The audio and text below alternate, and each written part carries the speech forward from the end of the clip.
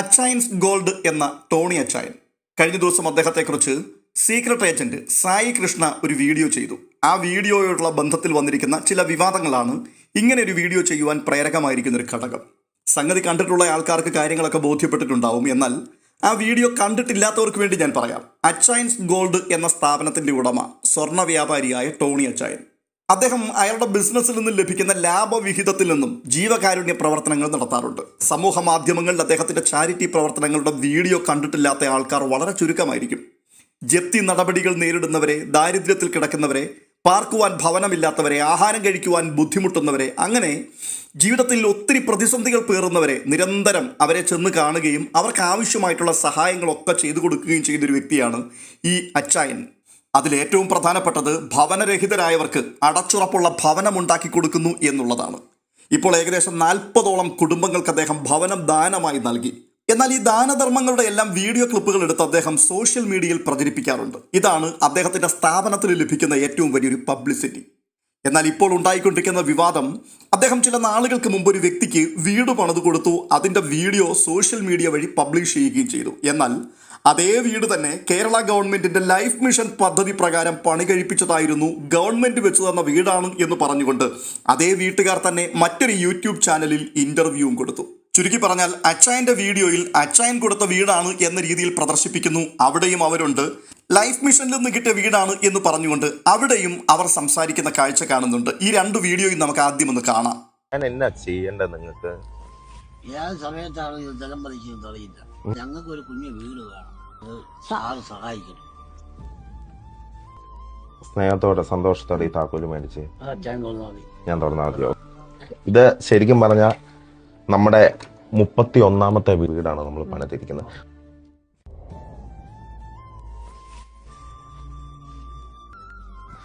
ചേട്ടാ സാറ് നമ്മളെ കാണാൻ വന്നല്ലോ, ഇങ്ങനെ ഒരു വന്നല്ലോ.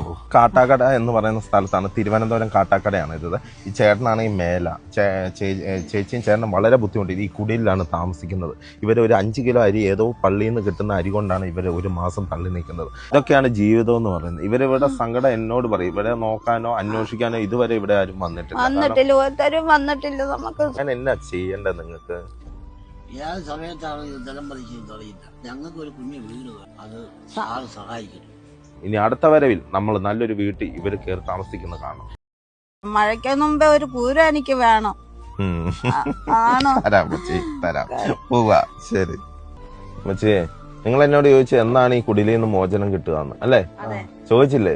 അപ്പം നിങ്ങൾ ഈ പുതിയ ഡ്രസ്സ് ഇട്ടുകൊണ്ട് വരണം. എനിക്ക് നിങ്ങളെ പുതിയ വീട്ടിലേക്ക് കൊണ്ടുപോകുമ്പോൾ പുതിയ ഡ്രസ്സ് ഇട്ട് നല്ല മിടുക്കരായിട്ട് വേണം കൊണ്ടുവരാൻ. ഈ അവസ്ഥ ഒന്ന് കാണണം. ബാത്റൂമിന് കഥയില്ല, ഒന്നുമില്ല. ഇതാണ് ഇവരുടെ ബാത്റൂം, ഇതാണ് ഇവരുടെ വീട്. ഇവരുടെ വീട്ടിൽ നിന്ന് ഇവർക്ക് മാറ്റം കൊടുത്തിന് പിന്നെ എന്തിനാ നമ്മളൊക്കെ?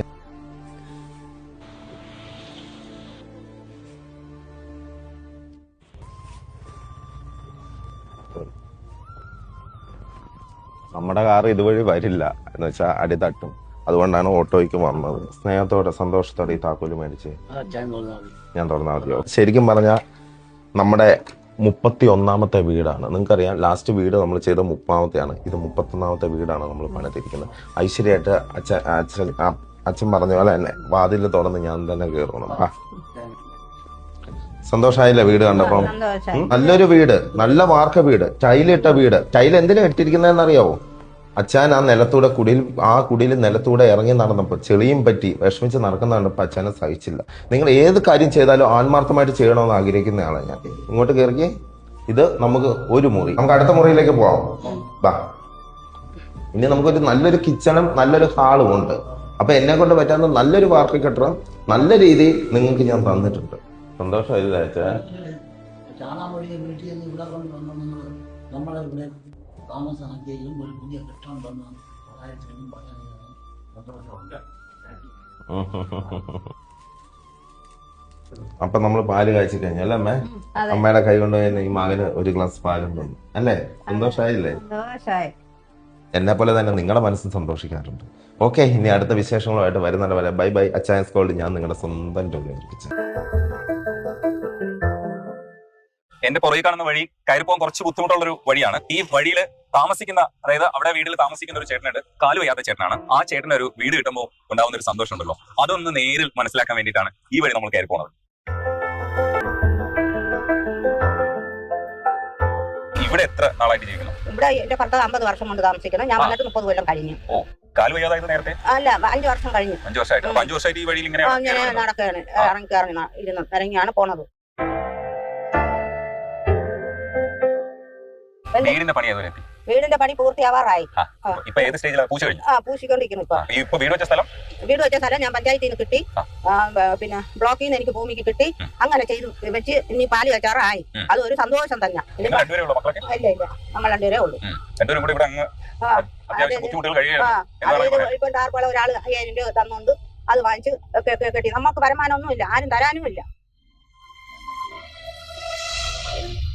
ദൈവമായിട്ട് എനിക്ക് കിട്ടി. അത് സന്തോഷമായിട്ട് അതിലേക്ക് കിടക്കാൻ പോകും. ആത്മവിശ്വാസം വന്ന് സന്തോഷമായിട്ട് ചെന്ന് കിടക്കാൻ. വീടിന്റെ ഉള്ളിലേക്ക് വണ്ടി, കാർ വന്നിറങ്ങുന്ന അവസ്ഥയിലുള്ള വഴിയുള്ള ഒരു സ്പേസിലാണ് ഇപ്പോഴത്തെ വീട് നിൽക്കുന്നത്. ആ വീടിന്റെ പണി അവസാന ഘട്ടത്തിലേക്ക് പോവാണ്. അപ്പോൾ അതിന് വേണ്ടിയിട്ടുള്ള ഒരുക്കങ്ങൾക്ക് വേണ്ടിയിട്ട് മുരുകൻ ചേട്ടന്റെ കൂടെ വന്നതാണ്. അവസാന ഘട്ട പണികൾ വിലയിരുത്തുമ്പോൾ മുരുകൻ ചേട്ടന്റെ മുഖത്തുള്ള ഒരു സന്തോഷം ഉണ്ടല്ലോ, അത് കാണാം. അതാണ് ശരിക്കുള്ള ലൈഫ്. ഇത് കിട്ടിയപ്പോ എത്രത്തോളം ആശ്വാസവും സന്തോഷവും? എനിക്ക് ഒരു മനസ്സമാനം കിട്ടും. മറ്റേത് കാറ്റടിച്ച് പറക്കും എന്നുള്ള ഒരു ഇതായിരുന്നു. കാറ്റടിച്ച് പറന്നുകൊണ്ടിരിക്കുന്നു. ഇതിനിപ്പോ കാറ്റടിക്കൊന്നും മേടിക്കണ്ടല്ലോ, സുഖമായിട്ടിരിക്കുക. നമ്മളെ സർക്കാർ ഇത്രയും തന്നെ സഹായിച്ചിട്ട് അതിന്റെ വലിയ പുണ്യം മരിക്കുന്നവരെ കിടക്കാം. ഇത് നമ്മുടെ ഇറക്കപ്പെട്ട കാര്യമാണ്, കിട്ടേണ്ടത് നമ്മുടെ അവകാശമാണ്. ഇപ്പൊ ലാസ്റ്റ് ഘട്ട പണികളാണ് ഇപ്പോൾ പണി ഊർജ്ജമായിട്ട് നടക്കുന്നുണ്ട്. ഇനി 2 ദിവസം പണി കൂടെ ഉള്ളൂ, പണി കംപ്ലീറ്റ് പൂർത്തിയായി. പിന്നെ ഏതെങ്കിലും നല്ല ദിവസം നോക്കി കയറുമോ? ഈ എന്നത്തേക്ക് കയറാൻ പറ്റുമെന്നാണ് പ്രതീക്ഷിക്കുന്നത്? ഒരു 15-ാം തീയതി കയറണം. അടിപൊളി. അത് എന്തോ ഡേറ്റ് ഫിക്സ് ചെയ്ത് വെച്ചേക്കുവാ. അപ്പൊ പണി 5-6 ആളുകളൊക്കെ വിളിക്കാം, ചുമ്മാ ആക്കാറുണ്ട്. 5-6 ആളുകളൊക്കെ വിളിക്കാം. പിന്നെ അപ്പൊ എന്നെയൊക്കെ വിളിക്കൂ. അപ്പൊ ആ ഒരു ഹാപ്പിനെസ് മനസ്സിലായില്ലേ നിങ്ങൾക്ക്? അതായത് ഡേറ്റ് ഒക്കെ കറക്റ്റ് ആയിട്ട് തലക്കൊക്കെ വെച്ചിട്ടുണ്ട്. കാരണം പണികൾ നോക്കിയിട്ട് വിലയിരുത്തിയിട്ട് ഒരു ഡേറ്റ് കൺഫേം ചെയ്ത് മനസ്സിൽ വെച്ചിട്ടുണ്ട്. അതാണ് കാൽക്കുലേഷൻ. നമ്മുടെയൊക്കെ മനസ്സിനകത്ത് ആ പണി എപ്പോൾ തീരുമെന്ന് പറഞ്ഞ് ഇങ്ങനെ കാത്തിരിക്കുന്നില്ലേ, അതിവിടെ ഉണ്ട്. എപ്പോൾ തീരുമെന്ന് പറഞ്ഞ് നിൽക്കുക. പക്ഷേ മനസ്സിനകത്ത് ഒരു ഡേറ്റ് വെച്ചിട്ടുണ്ട്. എന്തായാലും ഇത് കാണുമ്പോൾ ഒരു ഭയങ്കര ഒരു ഹാപ്പിനെസ് ഉണ്ട്. ഇത്രയധികം ജീവകാരുണ്യ പ്രവർത്തനങ്ങൾ നടത്തുന്ന ഈ മനുഷ്യനെ സോഷ്യൽ മീഡിയയിൽ തീയാണ് എന്ന രീതിയിൽ ഒരു കൂട്ടം ആൾക്കാർ വിശേഷിപ്പിക്കാറുണ്ട്. എന്നാൽ സീക്രട്ട് ഏജന്റ് ഇപ്പോൾ വന്നിട്ട് അയാൾ തീയല്ല, വെറും തീട്ടമാണ് എന്ന് പരിഹസിച്ചുകൊണ്ടാണ് വീഡിയോ ചെയ്തിരിക്കുന്നത്.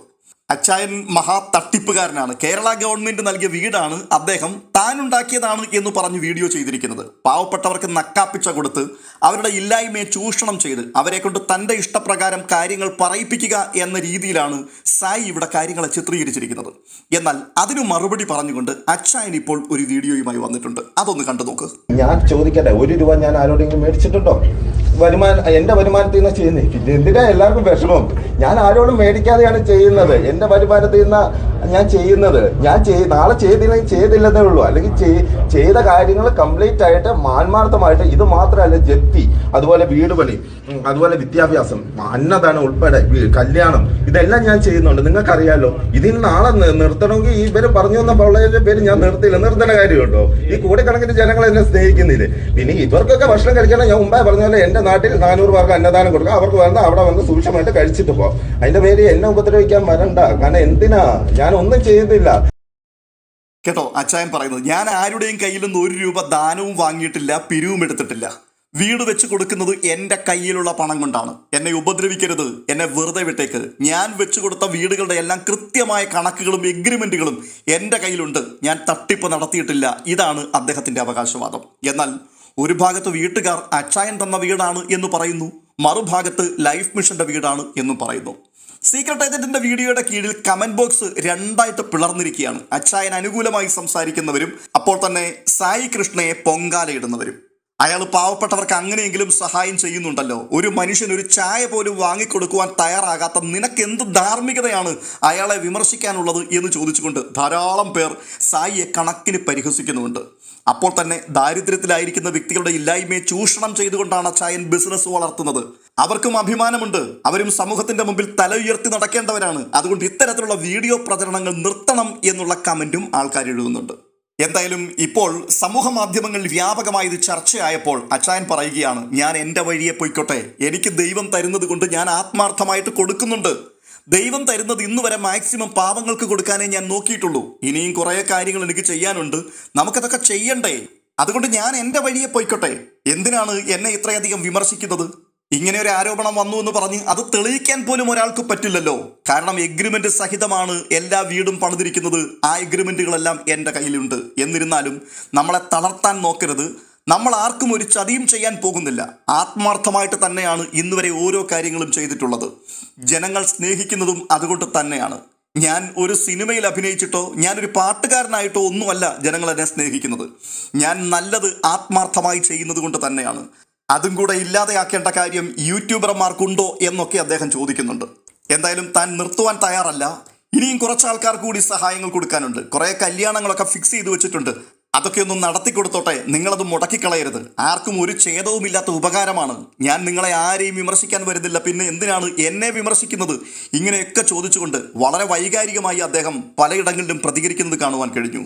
ശരിക്കും പറഞ്ഞാൽ ഈ ഒരു വിഷയത്തെക്കുറിച്ച് ഒരു അഭിപ്രായം പറയുക എന്നുള്ളത് തന്നെ വളരെ ബുദ്ധിമുട്ടുള്ളൊരു കാര്യമാണ്. കാരണം ഒരു ഭാഗത്ത് നിർധനരായ ധാരാളം ആൾക്കാർ അദ്ദേഹത്തിൻ്റെ നന്മകൾ അനുഭവിച്ചിട്ടുണ്ട്. ഇപ്പോഴും അച്ചായൻ എന്ന വ്യക്തി എൻ്റെ വീട്ടിലൊന്ന് വന്നിരുന്നെങ്കിൽ എൻ്റെ ഈ പ്രതിസന്ധിയിൽ നിന്നും എൻ്റെ ഈ കടക്കണിയിൽ നിന്നും പ്രശ്നങ്ങളിൽ നിന്നും എനിക്കൊരു മോചനം കിട്ടിയിരുന്നെങ്കിൽ എന്നാഗ്രഹിച്ച് സ്വപ്നം കണ്ട് കാത്തിരിക്കുകയാണ്. അങ്ങനെയുള്ള ഒട്ടനവധി ആൾക്കാരുണ്ട്. അങ്ങനെയുള്ളവർക്ക് അദ്ദേഹം ചെയ്യുന്ന കാരുണ്യ പ്രവർത്തനങ്ങൾ അത് തീർച്ചയായിട്ടും വലിയൊരാശ്വാസമാണ്. അതിനെ വില കുറച്ച് കാണുവാൻ കഴിയുന്നൊരു കാര്യമല്ല. അങ്ങനെയുള്ളപ്പോൾ ഇത്തരത്തിലുള്ള വിമർശനങ്ങൾ സ്വാഭാവികമായും ദൂരവ്യാപകമായിട്ടുള്ള പ്രതിസന്ധികൾ സൃഷ്ടിച്ചേക്കാം. ടോണി അച്ചായൻ എന്ന വ്യക്തിയുടെ മറുപടിയിൽ കൂടി ഇനിയും അനേകരെ സഹായിച്ചുകൊണ്ട് അദ്ദേഹം മുൻപോട്ട് പോകും എന്നാണ് പറയുന്നത്. എന്നാൽ ഒരുപക്ഷെ നിർത്തി, ഇനി ഈ പണിക്ക് ഞാനില്ല എന്ന് അദ്ദേഹം പറഞ്ഞിരുന്നുവെങ്കിൽ ഞാൻ മുകളിൽ പറഞ്ഞതുപോലെയുള്ള ധാരാളം പ്രതിസന്ധികൾ അനുഭവിക്കുന്ന ആൾക്കാർക്ക് അത് സങ്കടമാവും, നിരാശയാവും. കാരണം സഹായം അനുഭവിച്ചവരും സഹായത്തിന് വേണ്ടി കാത്തിരിക്കുന്നവരും നമ്മുടെ നാട്ടിൽ ധാരാളമുണ്ട്. സത്യത്തിൽ നമ്മുടെ രാജ്യം ഭരിക്കുന്ന ഗവൺമെൻറ്റാണ് ഇത്തരത്തിലുള്ള പ്രശ്നങ്ങൾക്ക് ശാശ്വതമായി പരിഹാരം വരുത്തുകയും ജനങ്ങളെ സ്വയം പര്യാപ്തതയിലേക്ക് എത്തിക്കുകയും ചെയ്യേണ്ടത്. അതിൻ്റെ അഭാവം നിലനിൽക്കുന്നിടത്തോളം കാലം ഇത്തരത്തിലുള്ള പ്രശ്നങ്ങൾ ഇനിയും നമ്മൾ കണ്ടുകൊണ്ടേയിരിക്കും.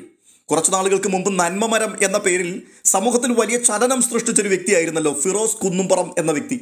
പക്ഷേ സമൂഹ മാധ്യമങ്ങളിലെ ശക്തമായ ഇടപെടലുകൾ നിമിത്തം അതിന് ഒരന്ത്യമുണ്ടായി. അല്ലെങ്കിൽ ആ നന്മമരം വീണു എന്ന് പറയുന്നതാണ് നല്ലത്. പക്ഷേ ഫിറോസ് കുന്നുംപുറം ചെയ്തത് കണ്ണുനീര് കാണുമ്പോൾ മനസ്സലിഞ്ഞ് ഏതെങ്കിലും രീതിയിൽ മറ്റുള്ളവരെ സഹായിക്കുവാൻ ആഗ്രഹിക്കുന്ന ജനങ്ങളുടെ കയ്യിൽ നിന്നും പണം പിരിച്ച് ആ പണം പ്രയാസം അനുഭവിക്കുന്ന ആൾക്കാരിലേക്ക് എത്തിക്കുക എന്നുള്ളതായിരുന്നു. അവസാനമാണ് മനസ്സിലാക്കുവാൻ കഴിഞ്ഞത് അതൊന്നും കൃത്യമായി ഓഡിറ്റ് ചെയ്യപ്പെട്ടിരുന്നില്ല എന്നും വലിയ അഴിമതികൾ അതിൻ്റെ പിൻപിൽ നടന്നിരുന്നുവെന്നും അതിൻ്റെ മറവിൽ അയാൾ കോടികൾ സമ്പാദിച്ചിരുന്നു എന്നുമൊക്കെ. എന്നാൽ ഇവിടെ ആരോടും ടോണി അച്ചായൻ പണം പിരിച്ചെടുത്തിട്ടല്ല സഹായം നൽകുന്നത്. അദ്ദേഹത്തിൻ്റെ വ്യാപാരത്തിൽ നിന്നും തനിക്ക് ലഭിക്കുന്ന ആ ലാഭവിഹിതം ഉപയോഗിച്ചിട്ടാണ് ഈ ജീവകാരുണ്യ പ്രവർത്തനങ്ങളൊക്കെ താൻ ചെയ്തുകൊണ്ടിരിക്കുന്നത്.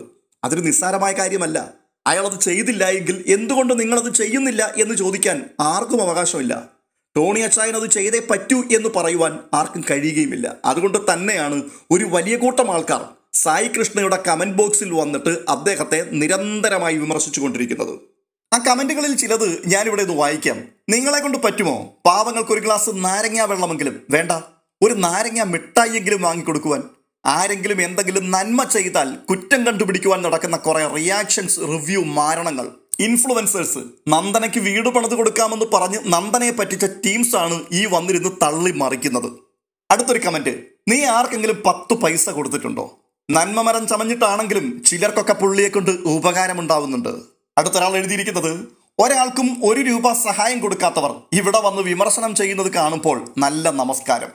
എനിക്ക് മനസ്സിലാകാഞ്ഞിട്ട് ചോദിക്കുകയാണ്, 2 മുറിയും ഒരു ഹാളും ഒരടുക്കളയും ബാത്റൂമും സിറ്റ് ഔട്ടും അടങ്ങുന്ന ഒരു ചെറിയ വീട് പണിത് തേച്ച് ടൈൽസ് ഇട്ട് പ്ലംബിങ് വയറിംഗ് ഒക്കെ ചെയ്ത് മുറ്റവും തിരിച്ച് പെയിന്റും ചെയ്ത് ഒരു ഫുൾ വാതിൽ ജനൽപ്പാളിയും വെച്ച് വൃത്തിയായിട്ടുള്ള ഒരു വീട് കുറഞ്ഞത് 1600 രൂപ സ്ക്വയർ ഫീറ്റ് വരും. അത്യാവശ്യം നല്ലതാണെങ്കിൽ അതിന് 2000-3000 സ്ക്വയർ ഫീറ്റ് വരെ വരും. അതായത് ഏറ്റവും കുറഞ്ഞത് 8 ലക്ഷം.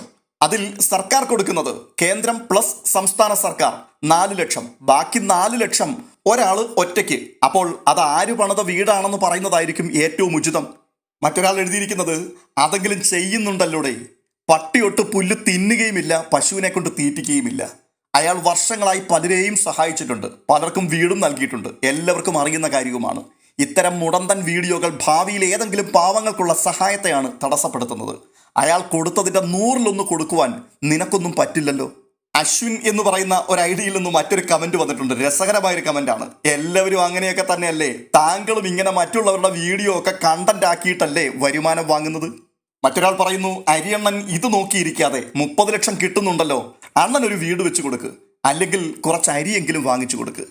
വേറൊരു കമന്റ് ഇങ്ങനെയാണ്, അച്ചായനും അരി വാങ്ങണ്ടേ, തനിക്ക് മാത്രം വാങ്ങിയാൽ മതിയോ?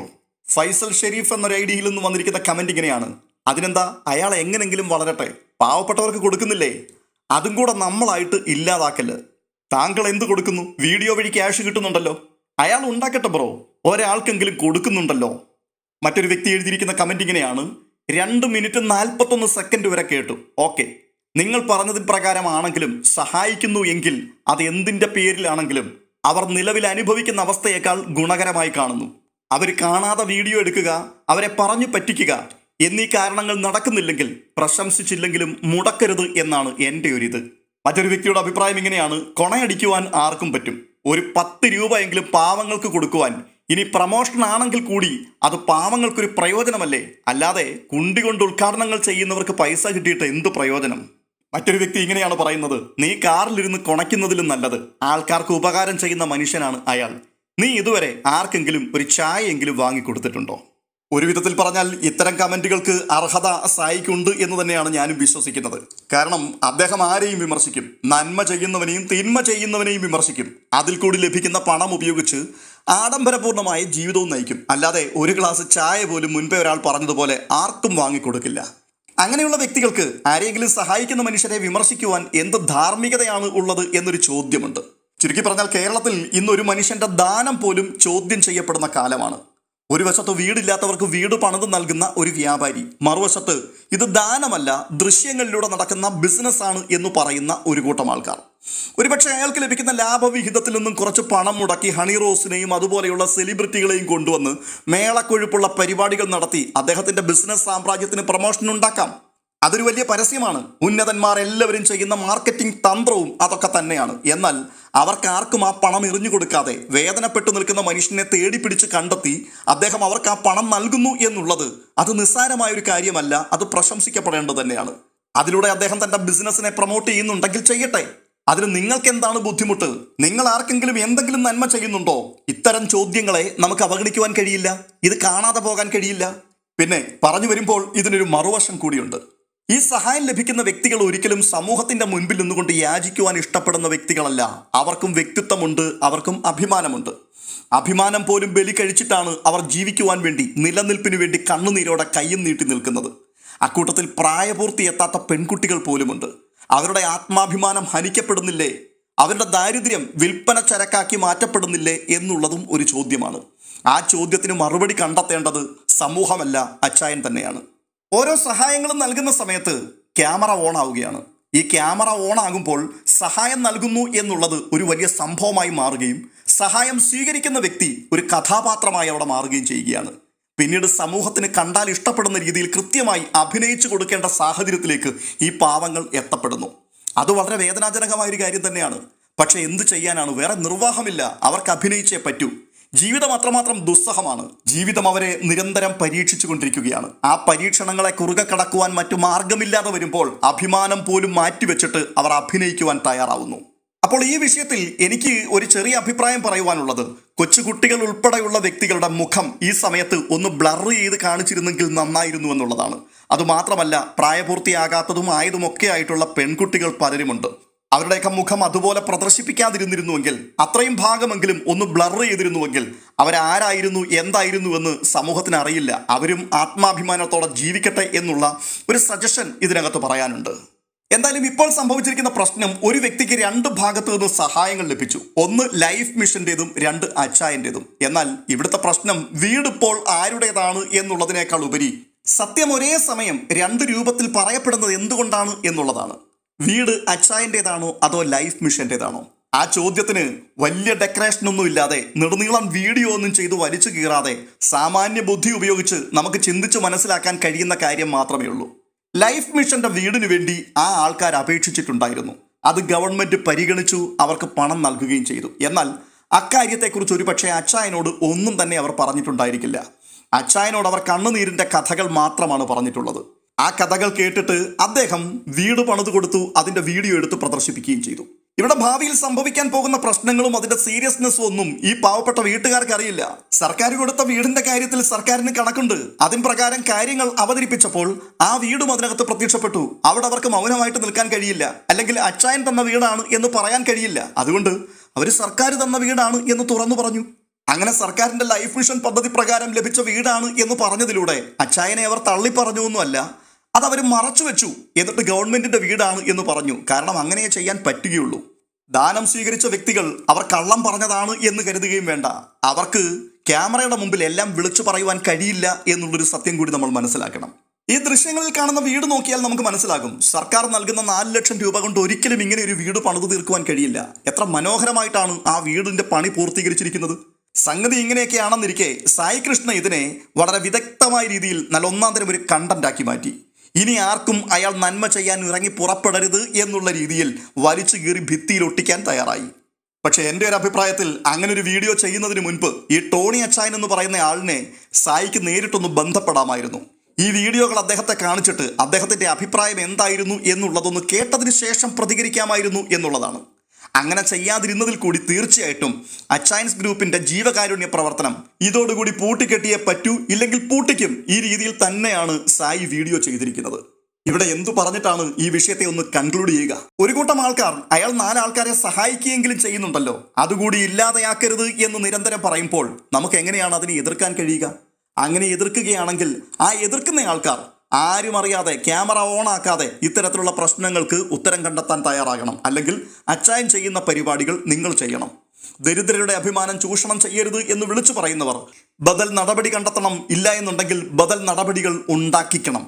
ഇവിടുത്തെ പ്രശ്നം അച്ചായനോ സീക്രട്ട് ഏജന്റോ അല്ല, നമ്മുടെ രാജ്യത്തിന്റെ സിസ്റ്റമാണ്. ഭരണവർഗം എല്ലാ കാലത്തും സാധാരണക്കാരനെ ചൂഷണം ചെയ്ത് സമ്പത്ത് വർദ്ധിപ്പിക്കുകയാണ്. അവർക്ക് വേണ്ടി കൊടി പിടിച്ച് ഒന്നും അറിയാത്തൊരു കൂട്ടം ആൾക്കാർ ജീവിതം ഇങ്ങനെ കഴിച്ചു കൂട്ടുന്നു. അത്തരം ദുഷിച്ച പ്രവണതകളെ നഖശിഖാന്തം എതിർക്കുകയും ഒരു തിരുത്തൽ ശക്തിയായി മാറുകയും ചെയ്യേണ്ട സായിയെ പോലെയുള്ളവർ പലപ്പോഴും അത് കണ്ടില്ല എന്ന് നടിക്കുന്നുണ്ട്. അച്ചായനെ പോലെയുള്ളവരെ വലിച്ചു കീറി ഒട്ടിക്കുന്നതാണ് അവരുടെ മുമ്പിൽ എളുപ്പമുള്ള പരിപാടി. അതിന്റെ പിൻപിലെ മനഃശാസ്ത്രം വളരെ വ്യക്തമാണ്. അച്ചായനെ കീറി ഒട്ടിക്കാൻ പുറപ്പെട്ടാൽ അതൊരു കണ്ടന്റാണ്. അതിന് ചിലപ്പോൾ വ്യൂസും കിട്ടും, പണവും കിട്ടും. എന്നാൽ ഭരിക്കുന്ന പാർട്ടിക്കെതിരെ, രാജ്യത്തിന്റെ വ്യവസ്ഥക്കെതിരെ പോരാടാൻ വേണ്ടി ഇറങ്ങിത്തിരിച്ചാൽ പല വെല്ലുവിളികളെയും അഭിമുഖീകരിക്കേണ്ടി വരും. ചിലപ്പോൾ യൂട്യൂബിലെ വരുമാനം നിന്നുപോകും, സ്വന്തം നിലനിൽപ്പ് തന്നെ അപകടത്തിലാവും. അപ്പൊ പിന്നെ കൈ നനയാതെ മീൻ പിടിക്കുന്ന പരിപാടി തന്നെയല്ലേ നല്ലത്? ആരെങ്കിലും ഇരിക്കുന്ന കൊമ്പ് മുറിക്കാൻ തയ്യാറാകുമോ? എന്താണ് നിങ്ങളുടെ അഭിപ്രായം? കമന്റ് ബോക്സിൽ രേഖപ്പെടുത്തുവാൻ മറക്കരുത്. മറ്റൊരു വീഡിയോയുമായി വീണ്ടും എത്താം.